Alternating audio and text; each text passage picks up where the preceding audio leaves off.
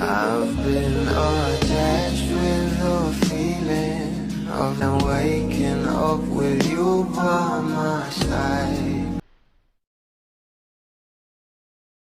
Sa pagkapanalo nga ng ating Bel Mariano sa Golden Laurel Awards 2024 bilang Best Drama Actress para sa Can't Buy Me Love, ay nagbigay nga lang ito ng mensahe na kung saan ay meron nga rin napansin ang mga bula dahil na nga rin sa post nito.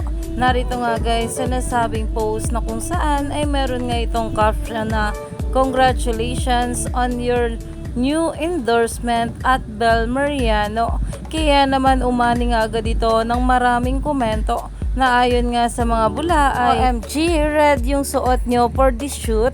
What brand could this be? Hashtag Bel Mariano, or she just wore a cardigan and white yung outfit. Hirap. Na ayon nga agad sa mga bula ay parang alam ko po yata ito, pero pagkakaalam ko hindi clue ang red. Feeling ko green clue dito. Red ribbon, Nescafe Place, green po ang clue. Pero kahit ano pa nga ito, ay talagang masaya nga ang mga bula para sa ating Bel Mariano dahil meron na naman itong bagong endorsement.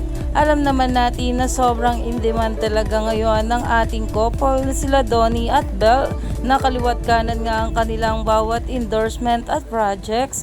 Kaya naman stay tuned lang tayo for more updates sa ating Donnie at Bel sa mga susunod pa na ayuda.